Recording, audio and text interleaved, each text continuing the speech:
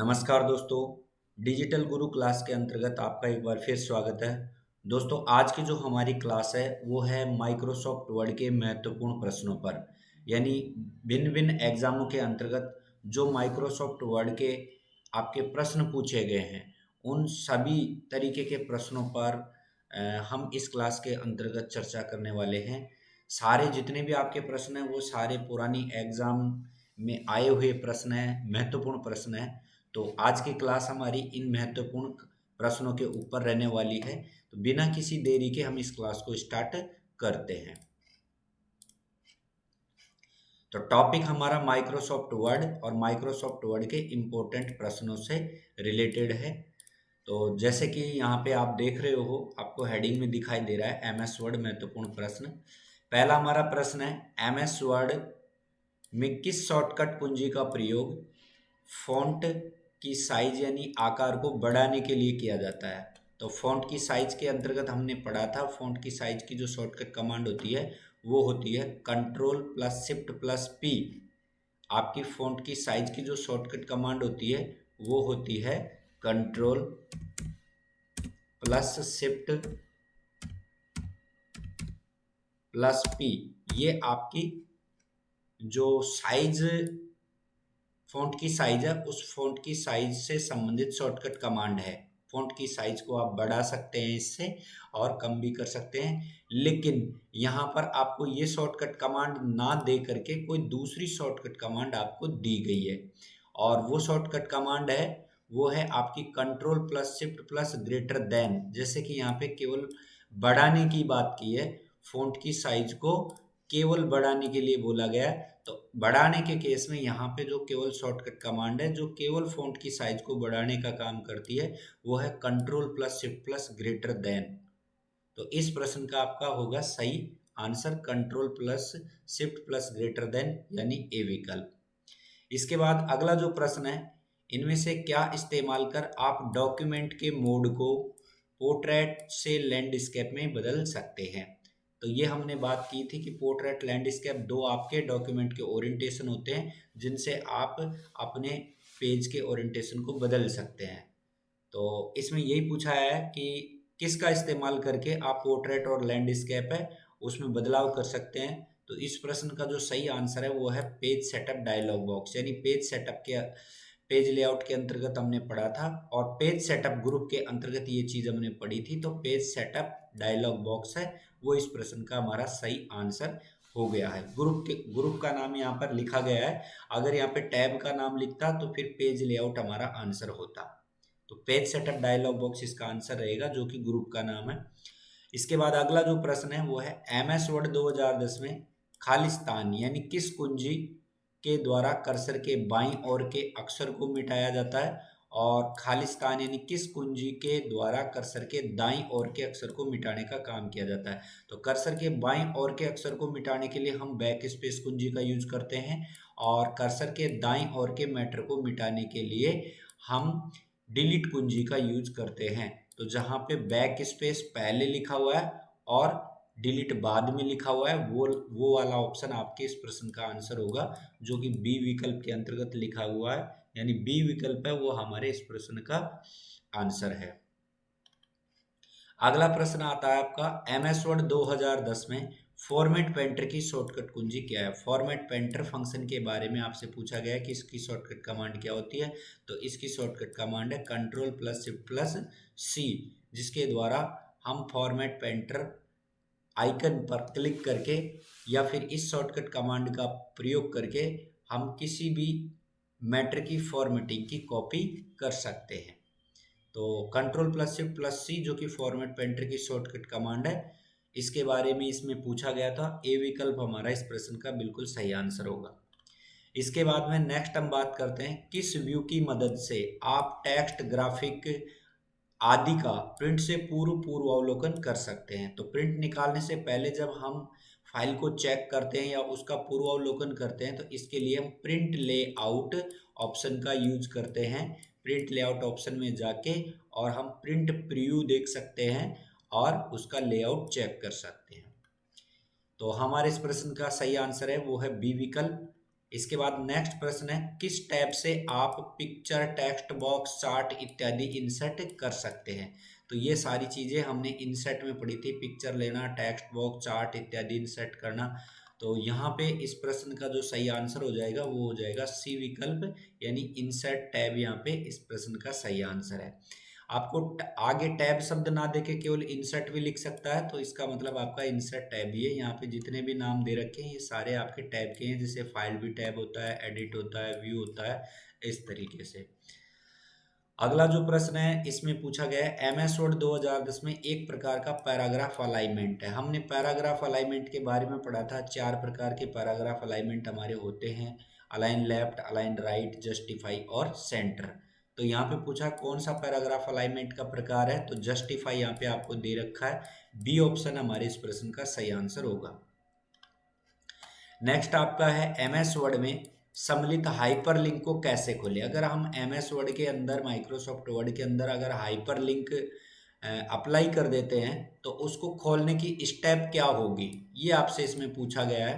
तो जब आप हाइपरलिंक डालते हैं तो वहाँ पर जैसे ही हम कर्सर लेके जाते हैं माउस पॉइंटर को, तो वहाँ पे मैसेज आता है कि कंट्रोल के साथ में आप उस पर माउस पॉइंटर से क्लिक करें तो वो जो लिंक है वो आपका ओपन हो जाता है। तो इस प्रश्न का सही आंसर है, कंट्रोल कुंजी को दबाएंगे और हाइपरलिंक पर क्लिक कर देंगे। तो सी विकल्प हमारे इस प्रश्न का सही आंसर है, हाइपरलिंक खोलने के लिए।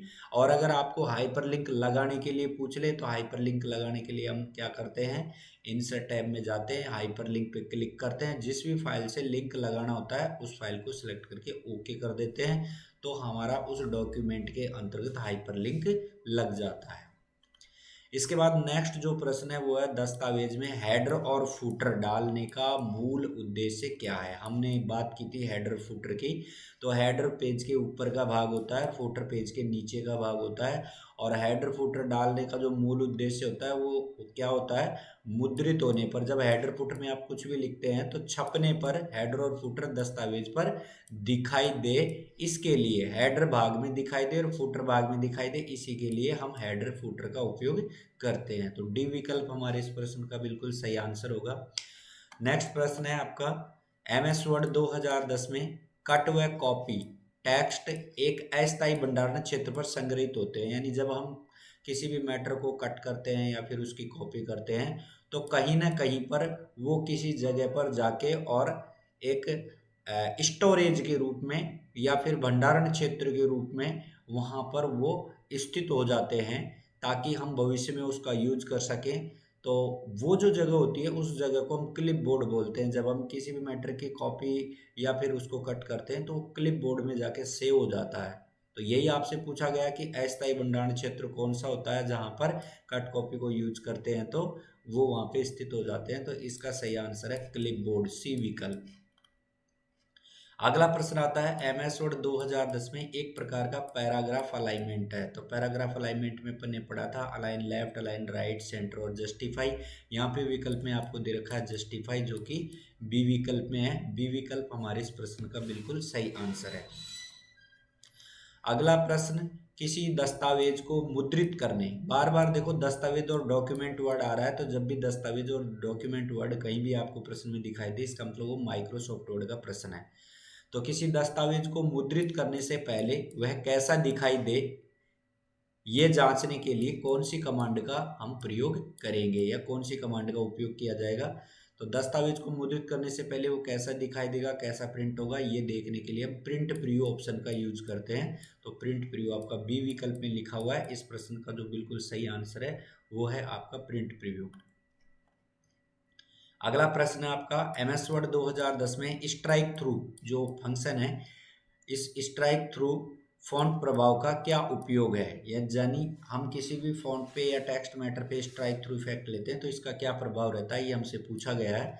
तो इस प्रश्न का जो बिल्कुल सही आंसर है वो है कि ये चयनित टेक्स्ट मैटर को या पार्ट के बीच में एक रेखा खींच देता है। यानी स्ट्राइक थ्रू जो होता है इसके द्वारा हम टेक्स्ट मैटर के मध्य में रेखा लेने के लिए या फिर उसके अंतर्गत हम कोई भी बीच में लाइन देने के लिए इसका यूज करते हैं। तो स्ट्राइक थ्रू के द्वारा हम क्या करते हैं, टेक्स्ट के बीच में एक रेखा खींच देते हैं, यानी एक रेखा बीच में आ जाती है। तो बी विकल्प हमारे प्रश्न का सही आंसर है। इसके बाद नेक्स्ट प्रश्न है, एमएस वर्ड 2010 में खालिस्तान एक स्थान या पाठ का चयन करता है और जिसे आप नाम और भविष्य के संदर्भ के लिए पहचानते हैं। तो भैया आपके इंसर्ट टैब में होता है बुक मार्क ऑप्शन, तो आप किसी भी जगह को मार्क कर सकते हैं, किसी भी मैटर को मार्क कर सकते हैं, ताकि भविष्य के अंतर्गत आप उस नाम से उसको खोज सकते हैं, पहचान सकते हैं। तो इस प्रश्न का जो सही आंसर है वो है आपका बुक मार्क। बुक मार्क के द्वारा हम किसी भी स्थान या फिर पाठ का मतलब कुछ भी जो लिखा हुआ आपका मैटर होता है उसको मार्क कर सकते हैं और उस नाम के द्वारा हम भविष्य के अंतर्गत उसको वापस देख सकते हैं। तो बुक मार्क हमारा इस प्रश्न का आंसर होगा। ठीक, अगर इसी तरीके का या सेम प्रश्न आपसे पूछ लिया जाए तो आपको ये पता होना चाहिए। अगला प्रश्न आता है, एमएस वर्ड 2010 में बुलेट और नंबरिंग किस टैब में होते हैं, यानी बुलेट और नंबरिंग कहाँ से ले सकते हैं, कौन से टैब से ले सकते हैं। तो बुलेट नंबरिंग हमने पढ़ी थी होम टैब के अंदर। हमारे इस प्रश्न का आंसर है वो है सी विकल्प, होम टैब। नेक्स्ट जो प्रश्न है वो है, एमएस वर्ड 2010 में जूम स्लाइडर का उपयोग क्या है। तो जूम स्लाइडर के द्वारा हम क्या करते हैं, हमारा जो डॉक्यूमेंट का जो व्यूइंग क्षेत्र होता है, जो दिखाई देने वाला जो एरिया होता है, उस क्षेत्र को हम बढ़ा सकते हैं और घटा सकते हैं, यानी पेज के आकार को या डॉक्यूमेंट के आकार को छोटा बड़ा कर सकते हैं। यहाँ पे लिखा है व्यूइंग क्षेत्र को बढ़ाया घटाकर देखने के लिए। तो इस प्रश्न का बिल्कुल सही आंसर ए विकल्प है।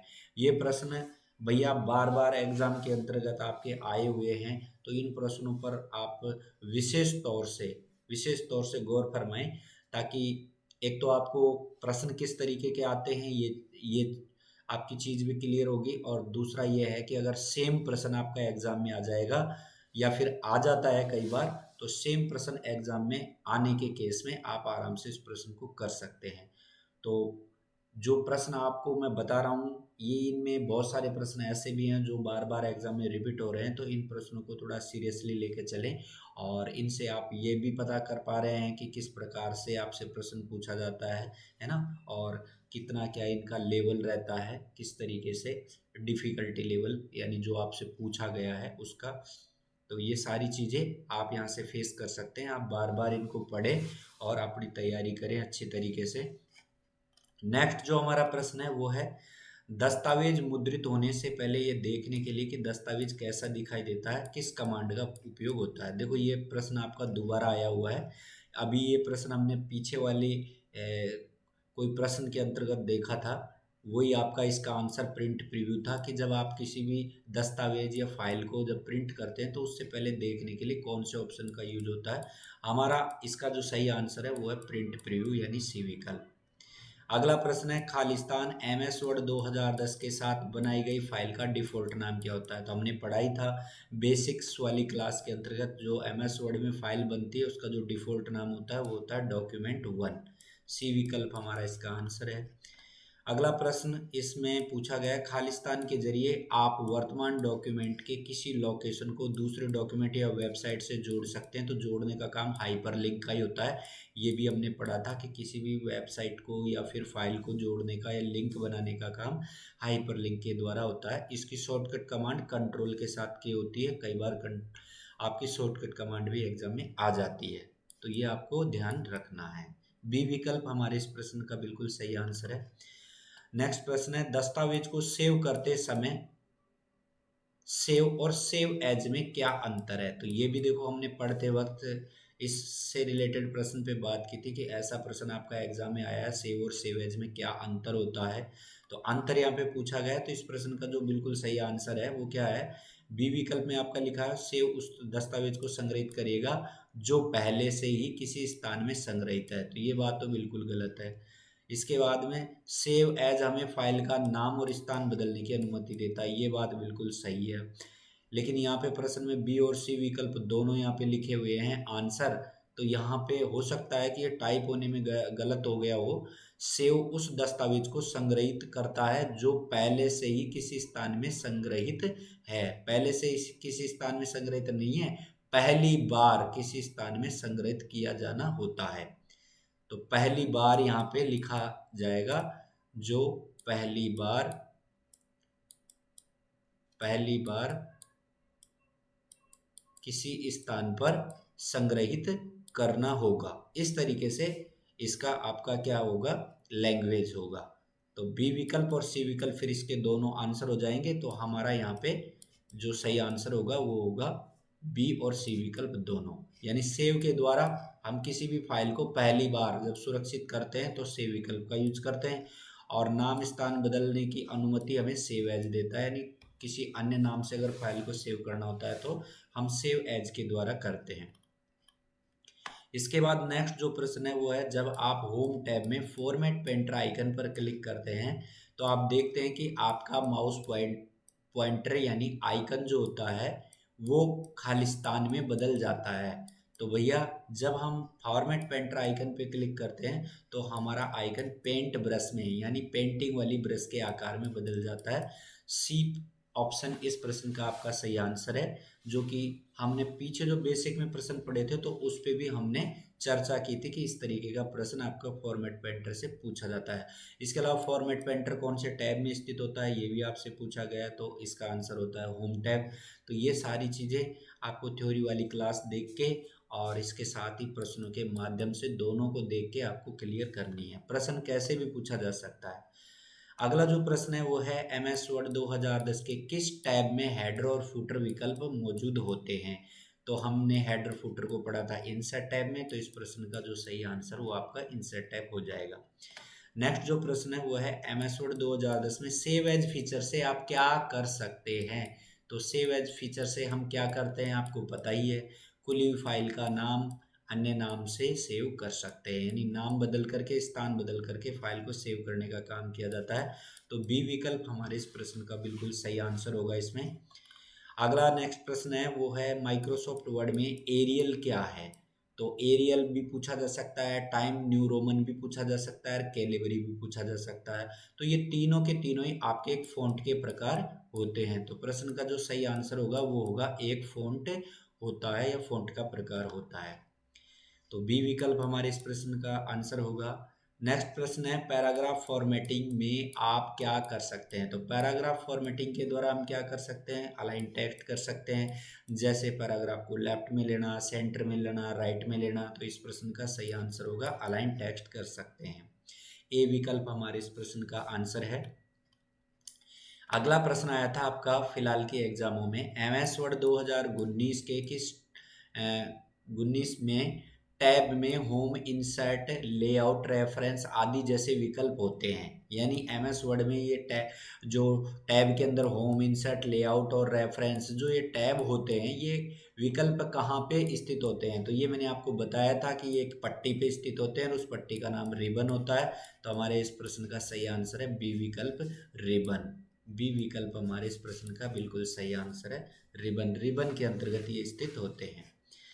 अगला प्रश्न है, किसी दस्तावेज में हेडर फुटर जोड़ने का मुख्य उद्देश्य क्या है। देखो ये प्रश्न भी दोबारा आया हुआ है, इस प्रश्न को हम पहले भी पढ़ चुके हैं। तो हेडर फुटर को दोबारा जोड़ने का उद्देश्य क्या है कि किसी भी दस्तावेज में दृश्य को बेहतर बनाने के लिए, यानी हेडर फुटर को बेहतर तरीके से दिखाया जाए ये बताने के लिए। इसके अलावा पृष्ठ के आरंभ और अंत को चिन्हित करने के लिए। हाँ, आरंभ का मतलब हेडर हो गया और अंत का मतलब फुटर हो गया, तो उसे चिन्हित करने के लिए हम हेडर फुटर का यूज करते हैं। तो सेम ये प्रश्न आपका हो सकता है दोबारा रिपीट हो जाए, आपको थोड़ा ध्यान से इन प्रश्नों को पढ़ना है। अगला प्रश्न है आपका, कोई दस्तावेज मुद्रित होने से पहले कैसा दिखाई देगा। देखो ये प्रश्न फिर आ गया, प्रिंट प्रीव्यू आंसर है इसका, 3 बार आ चुका है ये प्रश्न। तो कैसा दिखाई देगा ये जांचने के लिए किस कमांड का उपयोग किया जाएगा। तो हमारा इसका आंसर हो जाएगा प्रिंट प्रीव्यू, यानी सी विकल्प इस प्रश्न का बिल्कुल सही आंसर है। नेक्स्ट प्रश्न है, किसी दस्तावेज में एक नया पैराग्राफ दर्ज करना है आपको, तो कौन सी कुंजी दबाएंगे। तो ये कीबोर्ड की आपकी कुंजी के बारे में प्रश्न पूछा गया है। प्रश्न तो ये दस्तावेज माइक्रोसॉफ्ट वर्ड में ही से ही पूछा गया है, लेकिन आपसे पूछा गया है कि कीबोर्ड की कौन सी कुंजी का प्रयोग करेंगे। तो एंटर कुंजी के द्वारा जब हम एंटर देते हैं तो एंटर कुंजी दबाते ही हमारा पैराग्राफ चेंज हो जाता है। तो नया पैराग्राफ जोड़ने के लिए हम क्या करेंगे, कीबोर्ड से एंटर कुंजी का प्रयोग करेंगे। तो ये आपको पता होना चाहिए। अगला प्रश्न था कि MS वर्ड में आपको कई दस्तावेज एक साथ देखने और तुलना करने हो तो इसकी अनुमति कौन सा फंक्शन देता है। तो इसकी अनुमति देता है स्प्लिट स्क्रीन। स्प्लिट स्क्रीन पे जैसे क्लिक करेंगे तो छोटे रूप के अंतर्गत आपको क्या दिखाई देगी, स्क्रीन दिखाई देगी। तो स्प्लिट स्क्रीन के द्वारा हम किसी भी दस्तावेज को एक साथ और तुलनात्मक रूप से देख सकते हैं छोटे रूप में। अगला प्रश्न आता है आपका, निम्न में से या निम्नलिखित में से एमएस वर्ड विकल्प को उसके विवरण के साथ सुमेलित कीजिए। देखो यहाँ पे मैच द फॉलोइंग का एक प्रश्न पूछ लिया एमएस वर्ड से ही।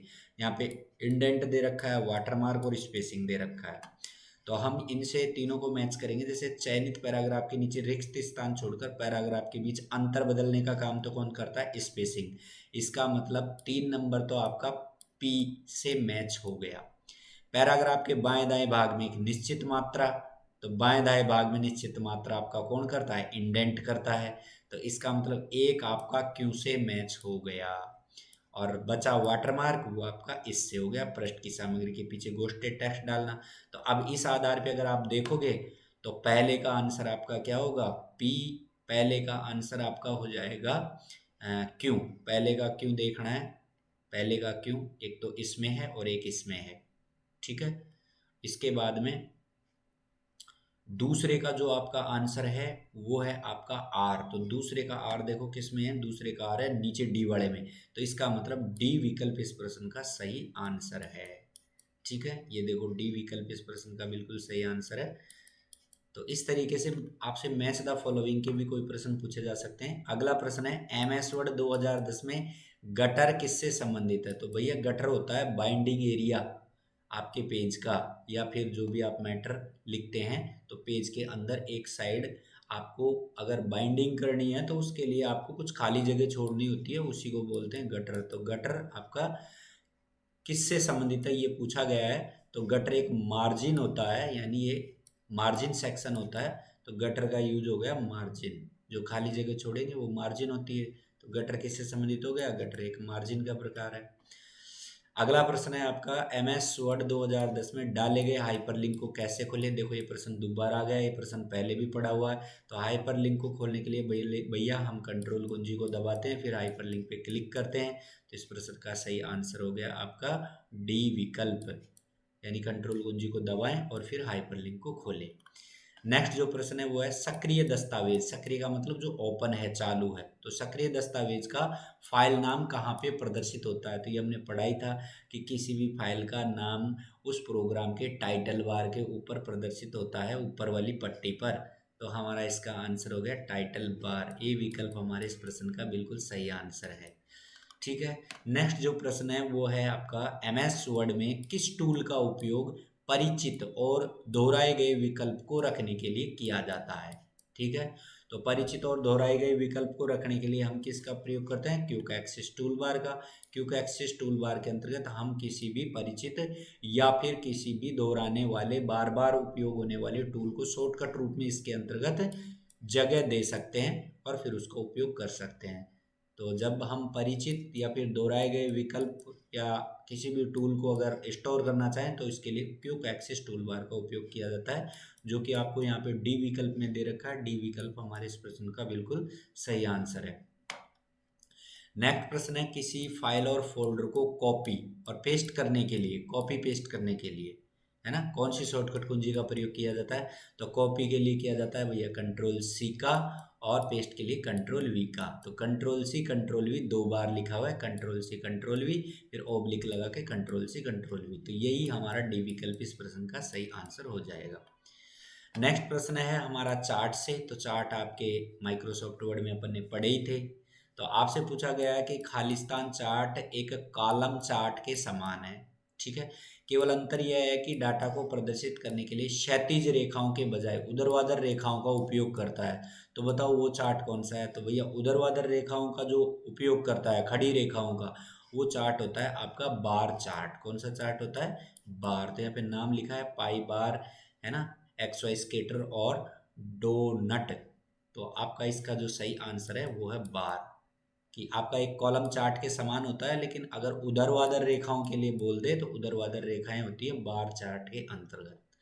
इसके बाद अगला प्रश्न है एमएस वर्ड 2010 में स्ट्राइक थ्रू फॉन्ट प्रभाव का उपयोग है। ये प्रश्न भी भैया दोबारा पूछ लिया गया है, पहले भी पढ़ चुके हैं इस प्रश्न को।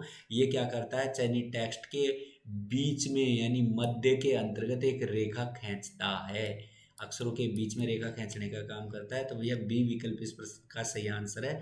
ये देखो बी विकल्प आपको यहाँ पे दे रखा है। नेक्स्ट प्रश्न है, आप MS वर्ड 2010 में पोर्ट्रेट और लैंडस्केप लेआउट के बीच पेज को स्विच कर सकते हैं। तो बिल्कुल स्विच कर सकते हैं ओरिएंटेशन शॉर्टकट का उपयोग करके, यानी पेज के ओरिएंटेशन में जाएंगे और ओरिएंटेशन में जाके लैंडस्केप और पोर्ट्रेट को हम आवश्यकता अनुसार यूज कर सकते हैं। तो ओरिएंटेशन शॉर्टकट का यूज करके कर सकते हैं। ये प्रश्न अपन ने पढ़ाई था पेज लेआउट के अंतर्गत। तो इस प्रश्न का सही आंसर हो गया आपका ए विकल्प। अब आपको हमारी तरफ से बेस्ट ऑफ लक। आप क्लास को बार बार देखें और साथ ही मैं आपको ये भी कहना चाहूँगा कि आप चैनल को सब्सक्राइब कर लें, ताकि जो भी वीडियो मैं भेजूं उस वीडियो का लिंक आपको तुरंत मिल जाए, यानी उसका आपको तुरंत मैसेज मिल जाए। तो वीडियो को सब्सक्राइब आपको ज़रूर करना है, और अगर आपको जानकारी अच्छी लगे तो वीडियो को आप लाइक भी कर दीजिएगा। फिलहाल इस वीडियो के अंतर्गत इतना ही। मिलते हैं अगले वीडियो में एक नई जानकारी के साथ और नए टॉपिक के साथ।